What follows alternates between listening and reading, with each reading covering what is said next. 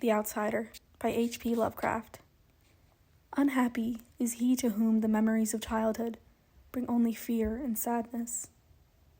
Wretched is he who looks back upon lone hours in vast and dismal chambers, with brown hangings and maddening rows of antique books, or upon odd watches in twilight groves of grotesque, gigantic, and vine-encumbered trees that silently wave twisted branches far aloft. Such a lot the god gave to me.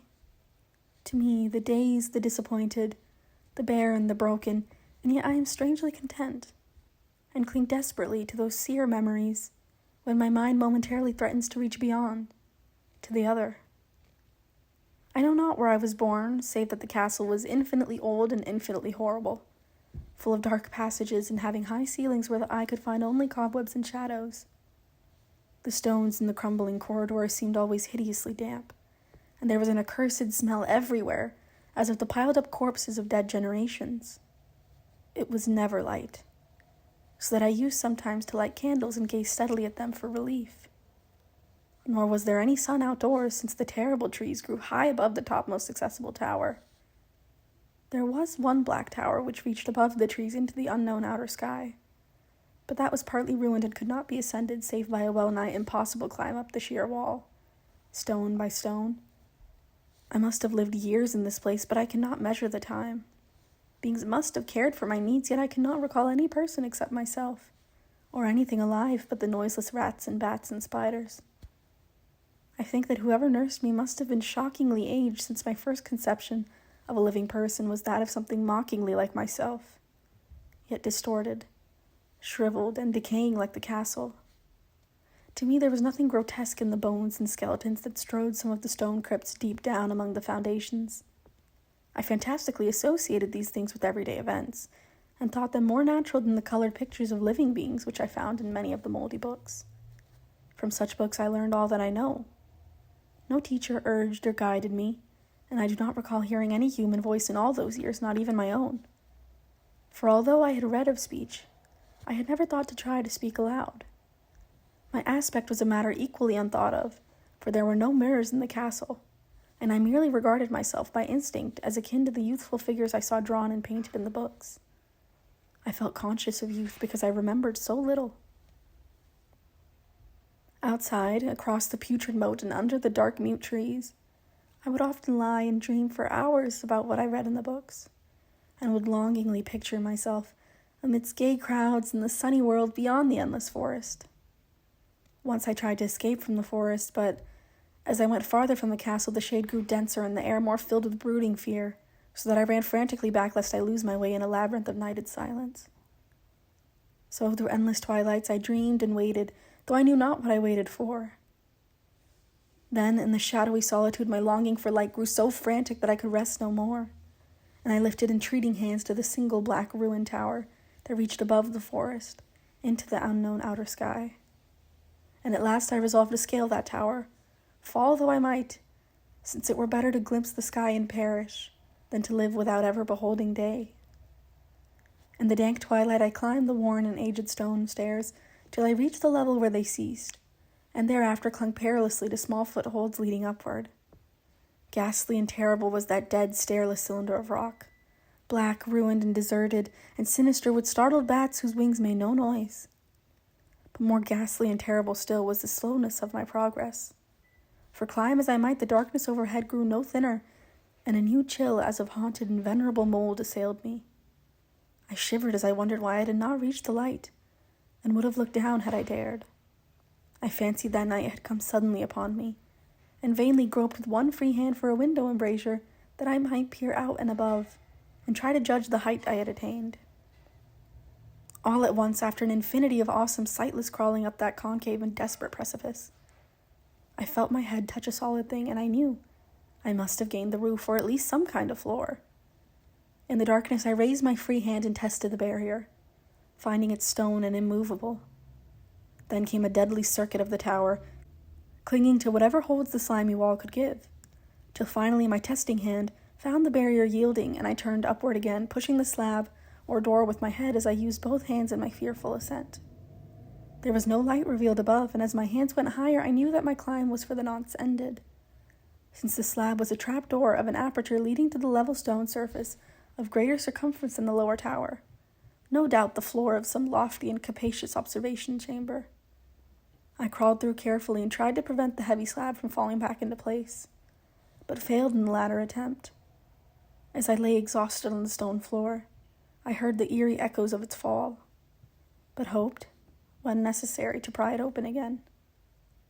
Believing I was now at a prodigious height, far above the accursed branches of the wood, I dragged myself up from the floor and fumbled about for windows, that I might look for the first time upon the sky, and the moon and stars of which I had read. But on every hand I was disappointed, since all I found were vast shelves of marble, bearing odious oblong boxes of disturbing size. More and more I reflected and wondered what hoary secrets might abide in this high apartment so many aeons cut off from the castle below. Then, unexpectedly, my hands came upon a doorway, where hung a portal of stone rough with strange chiseling. Trying it, I found it locked, but with a supreme burst of strength I overcame all obstacles and dragged it open inward. As I did so, there came to me the purest ecstasy I have ever known, for shining tranquilly through an ornate grating of iron and down a short stone passageway of steps that ascended from the newly found doorway, was the radiant full moon, which I had never before seen save in dreams and in vague visions I dared not call memories. Fancying now that I had attained the very pinnacle of the castle, I commenced to rush up the steps beyond the door, but the sudden veiling of the moon by a cloud caused me to stumble, and I felt my way more slowly in the dark. It was still very dark when I reached the grating, which I tried carefully and found unlocked, but which I did not open for fear of falling from the amazing height to which I had climbed. Then the moon came out. Most demoniacal of all shocks is that of the abysmally unexpected and grotesquely unbelievable. Nothing I had before undergone could compare in terror with what I now saw, with the bizarre marvels that sight implied. The sight itself was as simple as it was stupefying, for it was merely this. Instead of a dizzying prospect of treetops seen from a lofty eminence, there, stretched around me on a level through the grating nothing less than the solid ground, decked and diversified by marble slabs and columns, and overshadowed by an ancient stone church. Most demoniacal of all shocks is that of the abysmally unexpected and grotesquely unbelievable. Nothing I had before undergone could compare in terror with what I now saw, with the bizarre marvels that sight implied. The sight itself was as simple as it was stupefying, for it was merely this. Instead of a dizzying prospect of treetops seen from a lofty eminence, there, stretched around me on a level through the grating, nothing less than the solid ground, decked and diversified by marble slabs and columns and overshadowed by an ancient stone church whose ruined spire gleamed spectrally in the moonlight. Half unconscious, I opened the grating and staggered out upon the white gravel path that stretched away in two directions. My mind, stunned and chaotic as it was, still held the frantic craving for light, and not even the fantastic wonder which had happened could stay my course. I neither knew nor cared whether my experience was insanity, dreaming or magic, but I was determined to gaze on brilliance and gaiety at any cost. I knew not who I was, or what my surroundings might be, though as I continued to stumble along I became conscious of a kind of fearsome latent memory that made my progress not wholly fortuitous.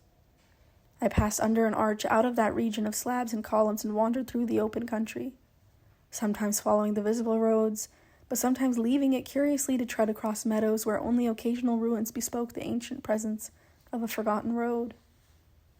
Once I swam across a swift river where crumbling mossy masonry told of a bridge long vanished. Over 2 hours must have passed before I reached what seemed to be my goal, a venerable ivied castle in a thickly wooded park, maddeningly familiar yet full of perplexing strangeness to me. I saw the moat was filled in and that some of the well-known towers were demolished, whilst new wings existed to confuse the beholder. But what I observed with chief interest and delight were the open windows, gorgeously ablaze with light and sending forth sound of the gayest revelry. Advancing to one of these, I looked in and saw an oddly dressed company indeed, making merry and speaking brightly to one another. I had never seemingly heard human speech before, and could guess only vaguely what was said. Some of the faces seemed to hold expressions that brought up incredibly remote recollections. Others were utterly alien. I now stepped through the low window into the brilliantly lighted room. stepping as I did so from my single bright moment of hope to my blackest convulsion of despair and realization. The nightmare was quick to come, for as I entered, there occurred immediately one of the most terrifying demonstrations I have ever conceived. Scarcely had I crossed the sill when there descended upon the whole company a sudden and unheralded fear of hideous intensity, distorting every face and evoking the most horrible screams from nearly every throat. Flight was universal, and in the clamor and panic several fell in a swoon and were dragged away by their madly fleeing companions. Many covered their eyes with their hands and plunged blindly and awkwardly into their race to escape, overturning furniture and stumbling against the walls before they managed to reach one of the many doors. The cries were shocking, and as I stood in the brilliant apartment, alone and dazed, listening to their vanishing echoes, I trembled at the thought of what might be lurking near me unseen.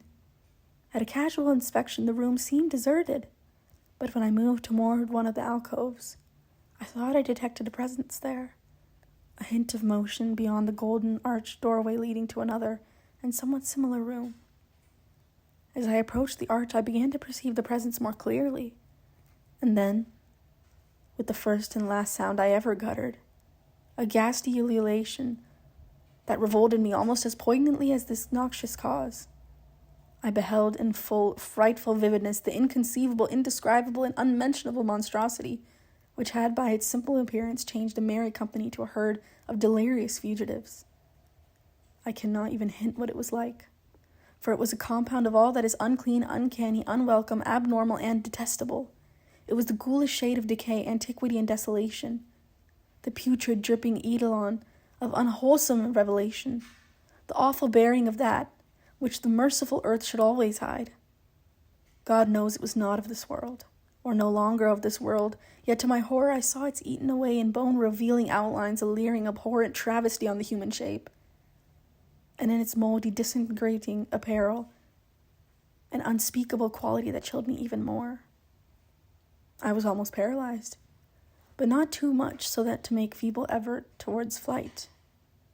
A backward stumble which failed to break the spell in which the nameless, voiceless monster held me. My eyes, bewitched by the glassy orbs which stared loathsomely into them, refused to close, though they were mercifully blurred, and shewed the terrible object but indistinctly after the first shock. I tried to raise my hand to shut out the sight, yet so stunned were my nerves that my arm could not fully obey my will.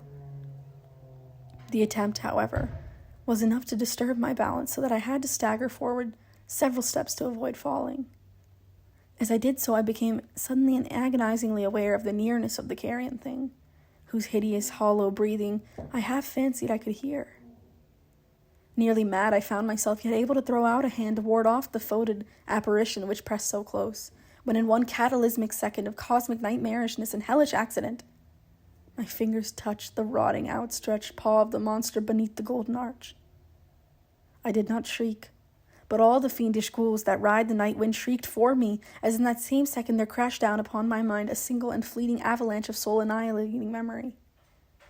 I knew in that second all that had been. I remembered beyond the frightful castle in the trees and recognized the altered edifice in which I now stood. I recognized, most terrible of all, the unholy abomination that stood leering before me as I withdrew my sullied fingers from its own. But in the cosmos there is balm as well as bitterness, and that balm is nepenthe. In the supreme horror of that second, I forgot what had horrified me, and the burst of black memory vanished in a chaos of echoing images. In a dream, I fled from that haunted and accursed pile and ran swiftly and silently in the moonlight. When I returned to the churchyard place of marble and went down the steps, I found the stone trapdoor immovable. But I was not sorry, for I had hated the antique castle and the trees. Now I ride with the mocking and friendly ghouls on the night wind, and play by day amongst the catacombs of Nephron Ka in the sealed and unknown valley of Hadath by the Nile. I know that light is not for me, save that of the moon over the rocks. I know that light is not for me, save that of the moon over the rock tombs of Nem, nor any gaiety save the unnamed feasts of Niktor. I know that light is not for me, save that of the moon over the rock tombs of Neb, or any gaiety save the unnamed feasts. What the hell?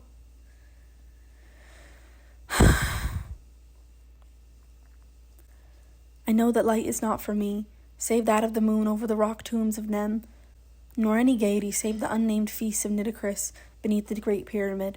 Yet in my new wilderness and freedom, I almost welcome the bitterness of alienage. For although Nepenthe has calmed me, I know always that I am an outsider, a stranger in this century and among those who are still men. This I have known ever since I stretched out my fingers to the abomination within that great gilded frame, stretched out my fingers and touched a cold and unyielding surface of polished glass.